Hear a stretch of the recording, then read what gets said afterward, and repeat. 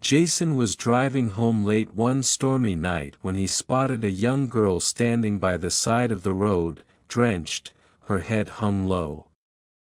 He pulled over, offering her a ride. She slipped into the front passenger seat, her silence eerie as she settled unnaturally still next to him. As they drove, he tried to make small talk, but she never responded. When he arrived at her destination, a small, dilapidated house, she was gone. Only a puddle of water remained where she had sat. The next day, Jason learned that a girl had died on that road years ago, caught in a storm just like the one he drove through. But the true terror sank in when he saw the wet handprints on the seat. Just like other children, she had 10 fingers, but what chilled Jason to the bone was that her left hand bore 6 fingers, while her right hand had only 4. The prints, unervingly fresh.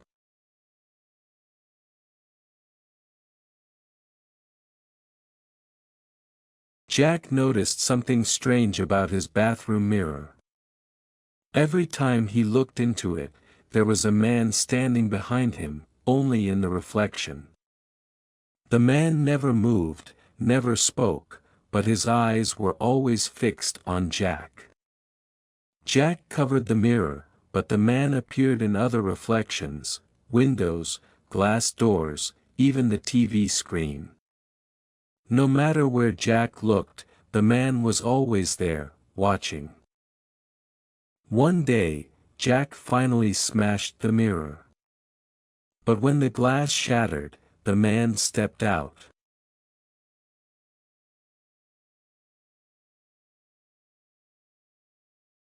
Sam loved taking long walks in the woods, but one evening, he got lost. He wandered for hours before finally finding his way back. When he returned home, everything had changed. His apartment was unfamiliar, his neighbors were strangers. Confused, he checked his phone and saw the date. He had been gone for 10 years.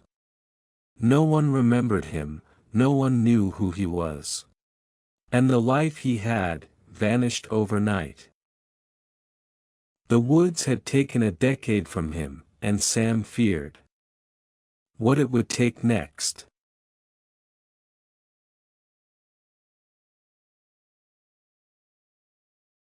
Mr. The Way was a healthy man, in for a routine checkup. But after his tests, the doctor's face grew pale. He was diagnosed with a rare, incurable condition, something deadly. Mr. The Way was immediately admitted and put into quarantine.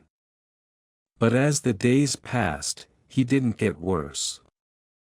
In fact, he felt fine. When he questioned the staff, they ignored him, and soon, he was the only patient in the ward. When he tried to leave, he realized why.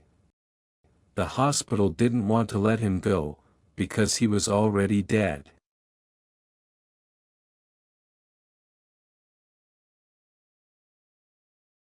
It was closing time at the mall, a quiet weekday evening with hardly any visitors. The once bustling food court now felt eerily empty, with only a few vendors packing up. Kevin, the night janitor, swept through the desolate space, the silence of the mall pressing in around him. As he worked, the dull hum of the overhead lights was the only sound.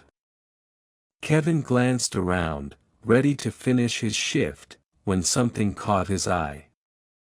In the far corner, barely illuminated, sat a figure at one of the tables. He paused, squinting to get a better look, wondering if a late-night shopper had lingered too long. The figure sat still, cloaked in shadow. Curiosity got the best of him, and Kevin walked closer, cautiously. Before he could reach the table, a flicker of movement in his peripheral vision startled him. He turned sharply, spotting two more figures seated at different tables, their heads down, faces hidden. The hair on the back of his neck stood up. How had they gotten there? He hadn't seen anyone else enter. Now, 3 silent figures sat scattered throughout the food court, unmoving. Kevin swallowed hard, his pulse quickening as he stood frozen, unsure of what to do next. The silence seemed heavier now, and the once familiar space felt foreign, almost hostile. He looked around, half expecting something else to appear, but nothing happened. Without making a sound, Kevin slowly backed away, refusing to take his eyes off the figures. He had no idea who, or what, they were. The food court felt suffocating, and Kevin wasn't going to stick around to find out. As he slipped into the hallway leading out of the mall, the figures remained still, their presence lingering in his mind long after he had left.